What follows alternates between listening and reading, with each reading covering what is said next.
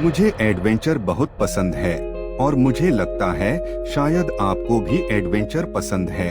मैं आपको ऐसी ही एक एडवेंचर से भरी डरावनी भूत की कहानी सुनाऊंगा। हमारे घर के ठीक बगल में एक नदी थी। सभी कहते थे कि यह नदी कभी चित्रा नदी का हिस्सा थी। चित्रा नदी के उस पार थोड़ी दूरी पर एक सुनसान जगह थी। वह जगह एक द्वीप की तरह दिखती थी और बांस के जंगल से हुई थी। ऊंचे से देखने पर यह एक बड़े सा दिखता था। मेरे पिता कहा करते थे कि यह प्रेतबाधित द्वीप है, लेकिन जब उनसे पूछा गया कि इस द्वीप को भूतिया द्वीप क्यों कहा जाता है, हमारे देश के आजाद होने से ठीक 5 साल पहले अंग्रेजों ने उस जगह पर एक फैक्ट्री बनाई थी। नाम भले ही फैक्ट्री का है, लेकिन उस समय यह अंग्रेजों का गुप्त अड्डा था।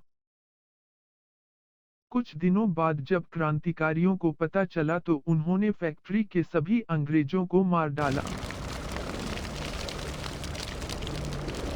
तब उन मृत अंग्रेजों की आत्माएं उस लैंप में भूत बनकर घूमती थीं।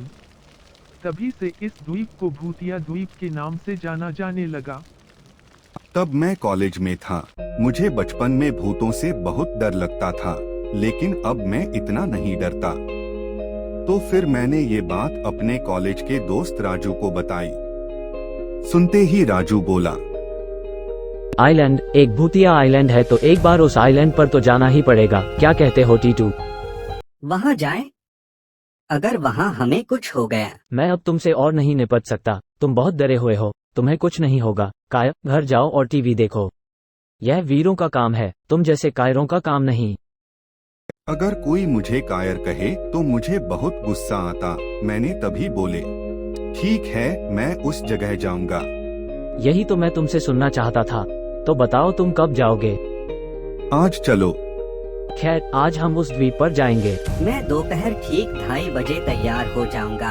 टार्च, रस्सी, छड़ी और अपने पिता की रिवॉल्वर ले जाना। कोई गलती मत करना। इस समय मैं घर आ गया। लगभग 2:30 बजे मैं तैयार होकर बैठा था, तभी राजू आ गया। तुम तैयार हो? मैं तो बहुत देर से तैयार हूँ। चलो चलें। फिर हम नदी किनारे चल दिए। मैंने जाकर देखा तो वहाँ नाव भी नहीं थी। यदि नाव नहीं है तो हम नदी कैसे पार करेंगे?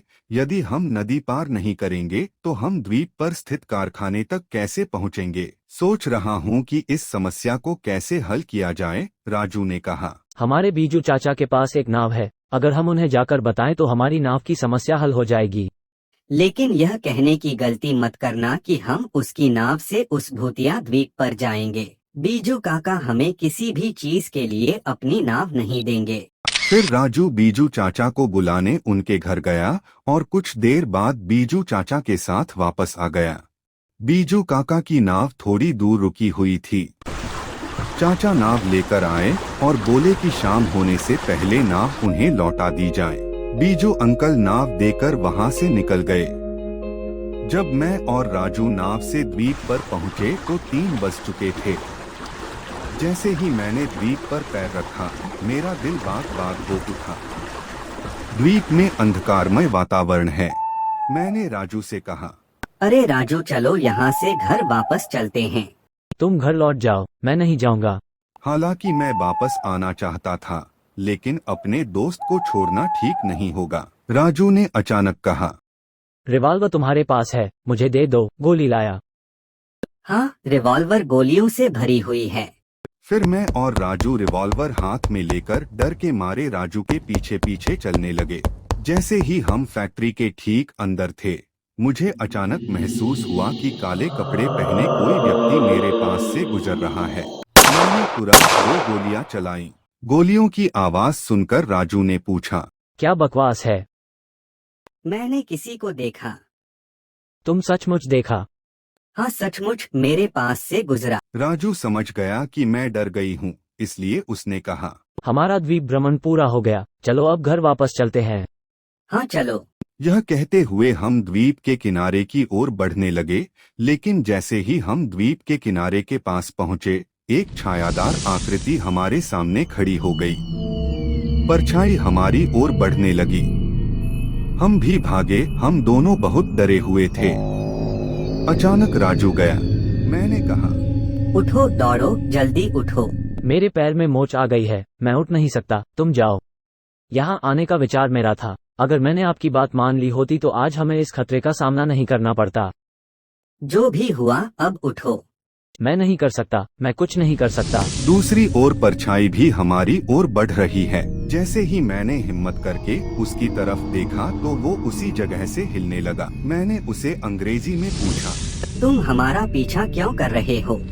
परछाई ने पहले तो कुछ नहीं कहा। मैंने उससे अंग्रेजी में दोबारा पूछा। दूसरी बार उसने उत्तर दिया, तुम लोग इधर क्यों आए? डर नहीं है क्या? बचना चाहते हो तो अभी निकल जाओ।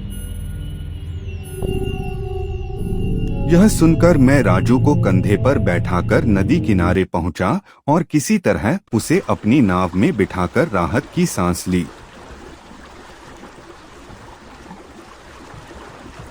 राजू के अस्पताल में भर्ती होने के बाद मैं शांत हो गया और उस दिन बिना खाना खाए ही सो गया।